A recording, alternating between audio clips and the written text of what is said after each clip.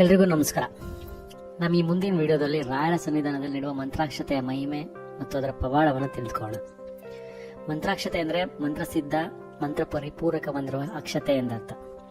ಗುರುಗಳು ನೀಡುವ ಮಂತ್ರಾಕ್ಷತೆಯನ್ನು ಸುವರ್ಣ ಅಕ್ಷತೆ ಅಂತಲೂ ಕರೆಯಲಾಗುತ್ತದೆ. ಮಂತ್ರಾಕ್ಷತೆ ದೇಹ, ಮನಸ್ಸು ಮತ್ತು ಆತ್ಮಕ್ಕೆ ಕವಚದಂತೆ ಕೆಲಸ ಮಾಡುತ್ತದೆ. ಮಂತ್ರಾಕ್ಷತೆ ಗುರು ಶಿಷ್ಯರ ಬಾಂಧವ್ಯವನ್ನು ಪ್ರತಿನಿಧಿಸುತ್ತದೆ. ಮಠಗಳಿಗೆ ಬಂದಿರುವ ಭಕ್ತರು ಅಂದರೆ ಶಿಷ್ಯರು ಮಂತ್ರಾಕ್ಷತೆ ಇಲ್ಲದೆ ಮಠದಿಂದ ಹೊರಗೆ ಹೋಗಲು ಬಯಸುವುದಿಲ್ಲ. ಮಂತ್ರಾಲಯದಲ್ಲಿ ನೆಲೆ ನಿಂತ ರಾಘವೇಂದ್ರ ಸ್ವಾಮಿಗಳನ್ನು ಅಂದರೆ ನಮ್ಮ ರಾಯರನ್ನು ಶ್ರದ್ಧಾ ಭಕ್ತಿಯಿಂದ ಭಕ್ತರು ಕಲಿಯುಗದ ಕಾಮಧೇನು, ಬೇಡಿದ ವರವನ್ನು ನೀಡುವ ಕರುಣಾಮಯಿ ಎಂದೆಲ್ಲ ಹಾಡಿ ಹೊಗಳುತ್ತಾರೆ. ತುಂಗಾಭದ್ರ ತಡದಲ್ಲಿ ನಿಂತಿರುವ ರಾಯರ ಸನ್ನಿಧಾನಕ್ಕೆ ಭೇಟಿ ನೀಡಿದಾಗಲೆಲ್ಲ ನಮಗೆ ಮಂತ್ರಾಕ್ಷತೆಯನ್ನು ನೀಡುತ್ತಾರೆ. ಅದರಲ್ಲೂ ರಾಯರ ಮಠದಲ್ಲಿ ಕೆಂಪು ಬಣ್ಣದ ಮಂತ್ರಾಕ್ಷತೆಯನ್ನು ನೀಡುವುದು ವಾಡಿಕೆ. ಈ ಪವಿತ್ರ ಮಂತ್ರಾಕ್ಷತೆಯನ್ನು ನಾವು ಏನು ಮಾಡಬೇಕು, ಮಂತ್ರಾಕ್ಷತೆಯನ್ನು ತೆಗೆದುಕೊಳ್ಳುವ ಸರಿಯಾದ ವಿಧಾನ ಯಾವುದು, ಅದರ ಪ್ರಯೋಜನಗಳೇನು ಅಂತ ಈ ವಿಡಿಯೋ ಮುಖಾಂತರ ತಿಳಿದುಕೊಳ್ಳೋಣ. ರಾಘವೇಂದ್ರ ಸನ್ನಿಧಾನದಲ್ಲಿ ನೀಡುವಂತಹ ಮಂತ್ರಾಕ್ಷತೆಗೆ ಅದರದ್ದೇ ಆದ ಪಾವಿತ್ರತೆ ಮತ್ತು ಶಕ್ತಿ ಇದೆ. ಮೊದಲಿಗೆ ರಾಯರ ಮಂತ್ರಾಕ್ಷತೆಯ ಪ್ರಯೋಜನ ಏನು ಅಂತ ತಿಳ್ಕೊಳ್ಳೋಣ. ರಾಯರ ಸನ್ನಿಧಾನದ ಮಂತ್ರಾಕ್ಷತೆಯನ್ನು ಆರೋಗ್ಯ ಪೀಡಿತರಿಗೆ ನೀಡುವುದರಿಂದ ಅದರ ಆರೋಗ್ಯದ ಸಮಸ್ಯೆಗಳು ದೂರವಾಗುತ್ತವೆ. ಜೀವನದ ಪ್ರತಿಯೊಂದು ಕ್ಷೇತ್ರದಲ್ಲೂ ಯಶಸ್ಸು ಖಚಿತ. ರಾಯರ ಸನ್ನಿಧಾನದಲ್ಲಿ ನೀಡುವ ಮಂತ್ರಾಕ್ಷತೆಯನ್ನು ಒಂದು ಬಿಳಿ ಬಣ್ಣದ ಬಟ್ಟೆಯಲ್ಲಿ ಕಟ್ಟಿ ಅದನ್ನು ನಿಮ್ಮ ದೇಹದ ಬಲಭಾಗದಲ್ಲಿ ಇಟ್ಟುಕೊಳ್ಳಬೇಕು. ಅಂದ್ರೆ ನಿಮ್ಮ ದೇಹದ ಬಲಭಾಗದಲ್ಲಿರುವ ಶರ್ಟ್ ಕಿಸೆಯಲ್ಲಿ ಅಥವಾ ಪ್ಯಾಂಟ್ ಕಿಸೆಯಲ್ಲಿ ಇಟ್ಟುಕೊಳ್ಳಬೇಕು. ಮನೆಗೆ ತೆರಳಿದ ಬಳಿಕ ನೀರಿನಲ್ಲಿ ಶ್ರೀಗಂಧವನ್ನು ಒಂದೆರಡು ತುಳಸಿ ದಳಗಳನ್ನು ಹಾಕಿ ಅದರಿಂದ ಪ್ರೋಕ್ಷಣೆ ಮಾಡಿಕೊಳ್ಳಿ.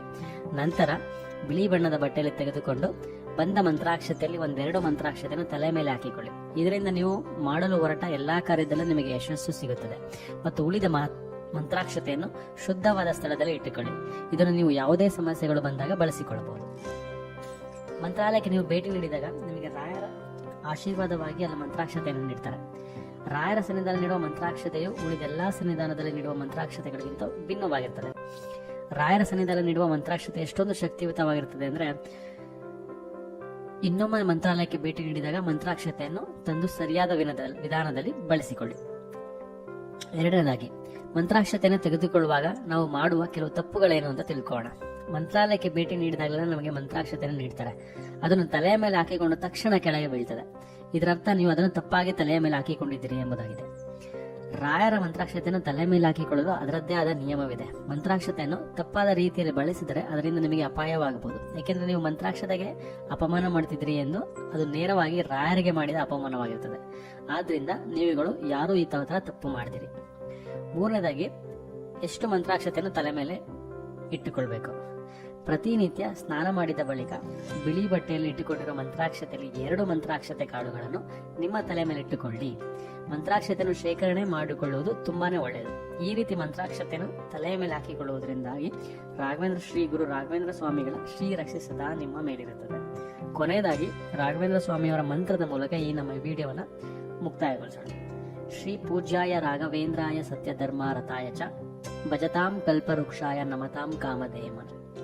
ಓಂ ಶ್ರೀ ಗುರು ರಾಘವೇಂದ್ರಾಯ ನಮಃ. ಜೈ ಹಿಂದ್, ಜೈ ಕರ್ನಾಟಕ. ಮತ್ತೆ ಮುಂದಿನ ವಿಡಿಯೋದಲ್ಲಿ ಸಿಗೋಣ.